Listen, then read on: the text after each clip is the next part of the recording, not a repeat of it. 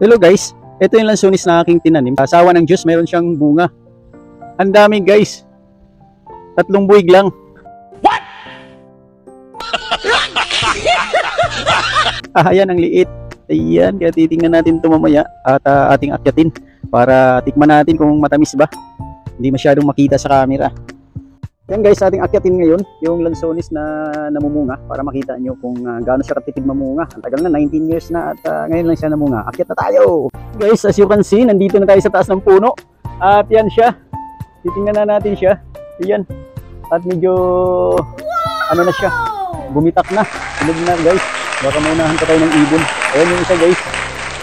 Mayroon pa siyang 2 pirasong hilaw. At ito naman yung pangatlo. Ayan. Green pa siya. Kaya yan, dito na tayo sa taas. Kaya kain na tayo ng lansones. Ngayon ko lang to matikman guys. Mula nung 19 years na tinanim ko dito. Pitasin na natin siya. Ayan na, ang ganda na niya oh. Yan, hinog na siya. Pitas na tayo. Pitas na tayo ng isa. Pitas tayo guys. Para makatikim tayo. Ayan, tikman natin oh. Ayan. Ay, ang liit. Tikman na natin siya.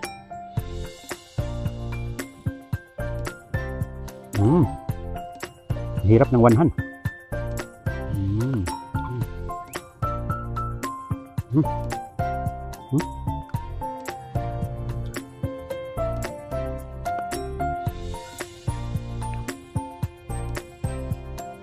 Tayo guys.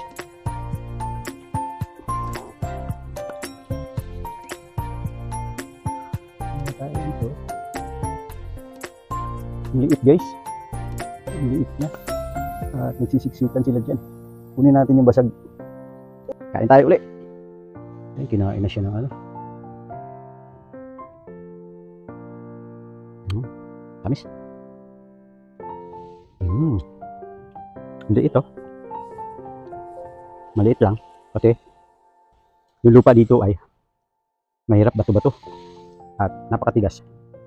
Matigang na matigang yung lupa. Kain tayo. Sarap.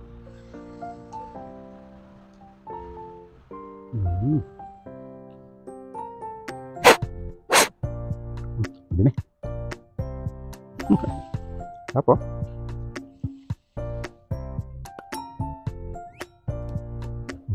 Mga ilang araw pa guys at may hinog na lahat to.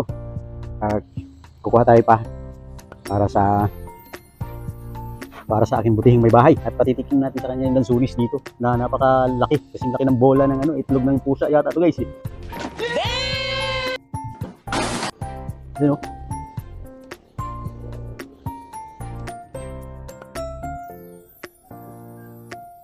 Yan, ito yung pangatlo at medyo green pa siya guys. Muna at babalikan natin yan kasi sayang naman natin hindi pa siya masyadong hinog at medyo may pakla pa, pero yung mga bumibitak na guys, matamis na siya.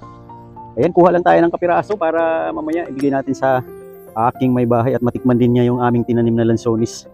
Ayan na guys, nakuha na natin yung lansones. Ang liliit guys. Ay naku, buti na lang nagkaroon din at nakatikim tayo man lang ng lansones. Liliit nga lang, pero matamis guys. Kinainan ko na. Guys, butil-butil ang ating pawis sa kakaakyat sa puno. Ay talaga. Ayan guys, kinain na guys yung ating bulilit na lansones. Ayan. Anong lasa? Matamis. Ayun, matamis daw.